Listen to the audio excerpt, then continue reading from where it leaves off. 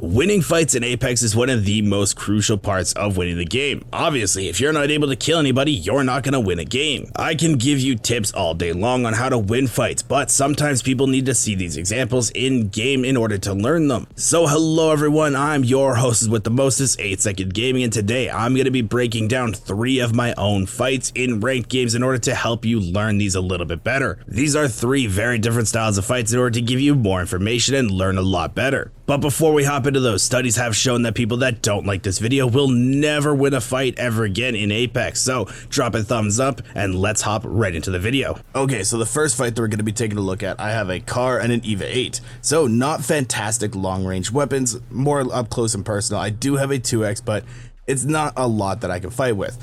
So, as you can see, I'm pulling up here, I'm pulling up onto this building, and I do get to swap to a 301. I wanted to leave that in because it's very important. I'm kind of looting around right now. I don't know this team is here. I'm looting around, I'm very unaware of what my surroundings are. But as I pull up here, I kind of hear that people are around me and I start looking. And then all of a sudden we get scanned. So here's where the first important part is. I close the door immediately after I get scanned again because I don't want to open up any opportunities. I want to peek through the glass and not get shot. That is the most important part here. I want to peek through the glass, look for any opportunities, and as soon as I do, I'm able to spray down that ash, but I get hit very hard in return. So ash can portal up top onto my roof, onto the balcony. So instead of playing up top where I'm isolated, what I do is I run down the stairs. If you get shot and ripped like I do, if you look at my health, I have no health.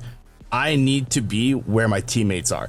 So I dropped back down to where my Ash is because then she can at least support me while I finish this heal. So as you can see, my Ash is here. I'm healing.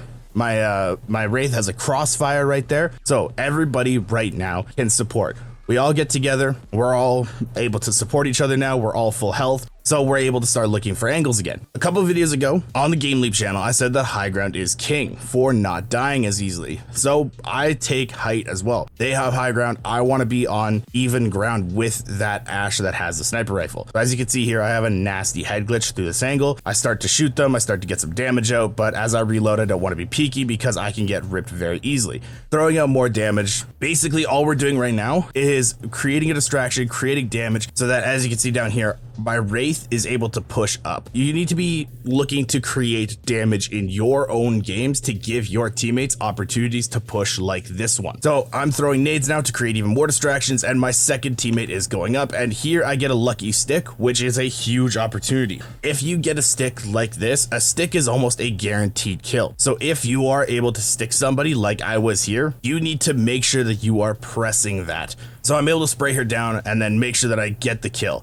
I get ulted, so I have to commit on this fight. I go over top and force the Gibby off the bubble and then miss shots. The shots aren't the important part. If you are playing this, you want to make sure that you're hitting these shots. And then we're immediately inside to help my Ash with the kill. So if you're playing a fight like this, you got to remember, if you get hit, get back to teammates because you need to have them to support you. You need to make sure that you can either take even ground or high ground and look to push fights when you have advantages. But that's going to be all for this fight. So the next fight that we're going to be taking a look at is one that I'm playing Valkyrie in Fragment. You can see here that we have a tether inside Zip building and we have full control of labs. So we have a little bit of information. We can also hear shots that these teams are kind of on the upper floors. We don't know if they're on roof. We don't know if they have roof control. So what I'm going to do here and what you need to be looking to do in your games is take as much information as possible without getting any damage. Do it as safely as possible. So here I'm going to fly up.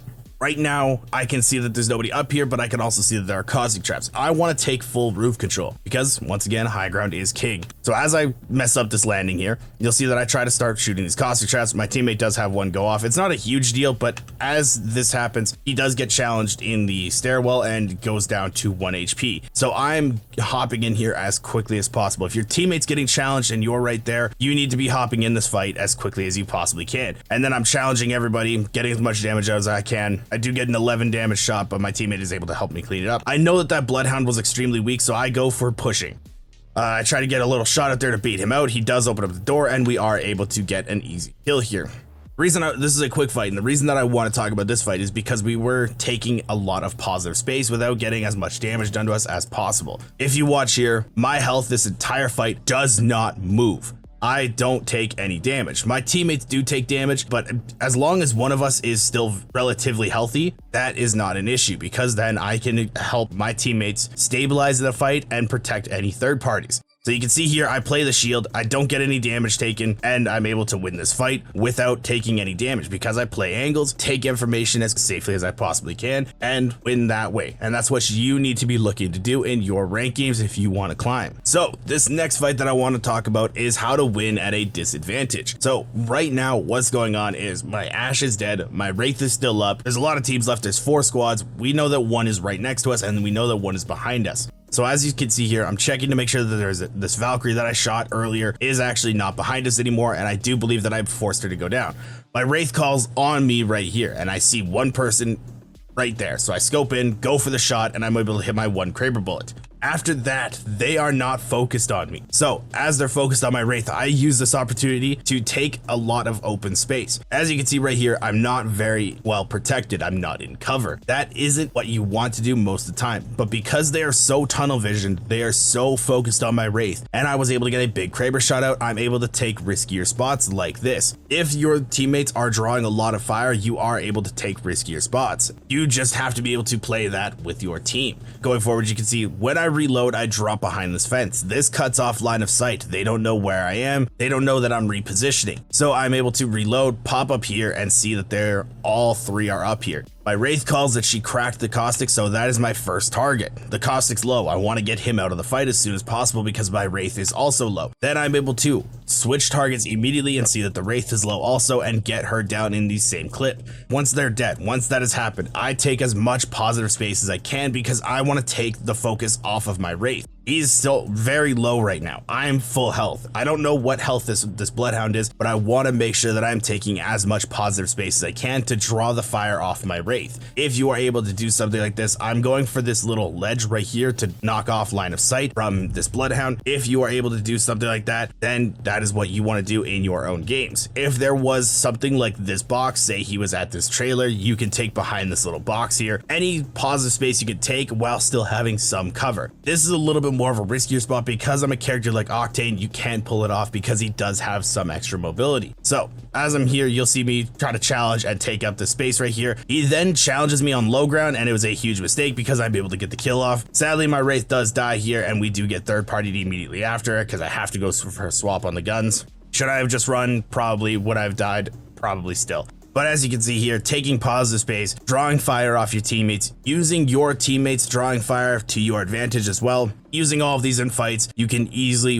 win fights even at a disadvantage like we did in this one. As shown in this video, if you are able to take some of the tips that you learn and apply them in game, fights become very easy and you don't have to panic most of the time, even if you're at disadvantages. Stay calm, break them down, remember your fundamentals, and remember what you learned from watching the GameLeap Apex channel. And if you want to continue to learn all these amazing tips and tricks and learn how to be the best Apex player you can be, you'll definitely want to smash that subscribe button and ring the bell to be notified when we post. We do daily, highly educational Apex videos, so you do not want to miss them. Thank you all for watching. Once again, I'm 8 Second Gaming, and I will see you in the next one.